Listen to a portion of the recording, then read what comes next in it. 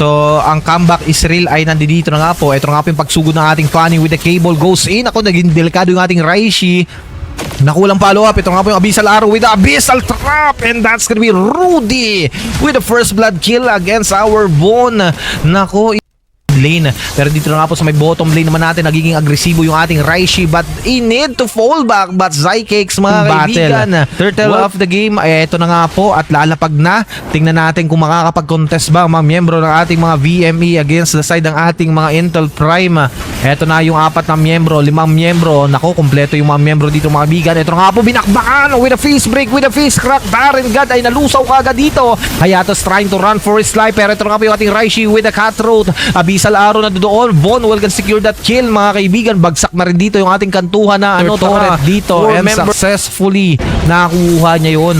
Pumasok pa yung ating Hayatos, pero nakipagsabayan dito, mga kaibigan, yung ating Raishi with a cutthroat and cable in. Hayatos will gonna fall down. Kasi hindi biro yung mga teams na naglalaban-laban ngayon. Pero ito nga po sa may bottom lane natin, Abyssal Arrow magkukonekta with the Blazing Duet and the Zaman Force.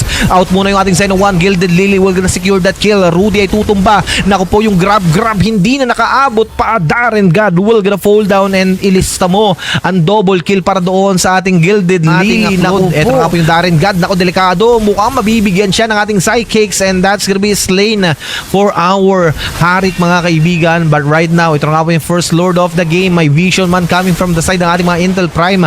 Aabante ba sila or magsisegue push na lang? Naku, ginugulo lang naman. Abyssal Arrow ay magkukonekta. Tatama ba yung Duma natin gumugulo na? Blazing Duet sa may bandang likuran ng ating Xeno 1. Binalagbag, mga kaibigan, but right there onto that back lane, Raishi will gonna get that kill against Von, and the Lord will gonna steal, mga kaibigan, ng ating mga Intel Prime. Bagsak din yung Doma natin. Pero yung Darren God natin, panay bato lang, mga kaibigan, ng kanyang mga bola-bola. Ito na nga po yung ating split ay kinasana with the grab, mga kaibigan. Pero yung ating Zaman Force, nako, nandoon na rin yung ating Von makakuha ng kill. Darren God ay tutumba rito. Kailangan matras ang ating Xeno 1. Naku po, walang BMI, and ilista mo yung ating Von makakakuha ng double kill. Pero kailangan mo na mag-atrasan dito ng mga miyembro natin, mga Intel Prime, na doon sa may bandang likuran. Ang ganda ng pwesto rito ng ating Raishi, ha. Naku po, mukhang delikado. Eto na yung ating Lord, ilang segundo na lamang, pumasok na, nagkable na, pero naku po, may vision coming from Doma, umiikot-ikot, may still ba, and that's gonna be Von with the good retribution. Raishi trying to run for his life. Naku, yung mga kable, naku, na-adapt niya yung tinuro ko kung paano tumakas. Pambahagi. Pero ito nga po sa may mid lane naman natin, Abyssal Arrow magkukonekta, yung ating Doma nasa may bandang likuran, nasa may bandang Gedli, pero kukuha muna rito yung ating mga VKRX Minerva ng isang outer turret once again sa may mid lane naman natin. Pero ito nga po yung pagpasok ng ating Darren God with the Blazing Duet ng ating Xeno 1. Darren God will gonna get that kill. Gilded Lily tutumba. Von ay bagsak na rin. Mega kill para doon sa ating Zycakes, mga kaibigan. Ilista mo dahil double kill. Bagsak na rin dito yung ating CC. Pero nako, delikado to, ha?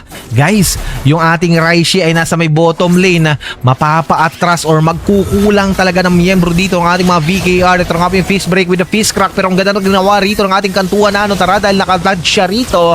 Ngayon, atras abante muna, pero nako, delikado yung ating Raishi na doon, mga kaibigan, sa ating bottom lane. Ito nga po yung pag-backpack. Nako po, Blazing Duet sa may bandang likuran. Raishi will secure that inner turret. Psychics ay mukhang tutumba na sa ating Xeno 1, and that's gonna be a shutdown kill. Abyssal Arrow magkukonekta. Nako, kailangan umatras ng mga miyembro. Ooh, what a good steal coming from our Von with that level 4 Lord. Pero yung immortality ng pop na magbabayan Selva. Abyssal Arrow with the Abyssal Trap will gonna secure and connect. Tuloy-tuloy yung pag-atake. Flicker out ang ating Xeno 1. Naku po, yung ating kantuhan na tara. Naku po, nakapag-secure pa ng kanyang freezing ability. Naku po, buy and sell method ang ginawa ng ating Darren God. Tumatakbo, but the immortality will gonna pop out. Naku, yung ating Raishi ay masya-shutdown ng Zycakes, and Darren God, oh my G, will gonna fold na as well, mga kaibigan. That is a 2 number coming from the side ng ating mga VKRX Minerva. Iba-bypass na yata nila yung ating Lord, mga kaibigan, pero kaya pa naman magdepensa ng mga miyembro ng ating mga Intel Prime. Inner turret ay wawala na rin.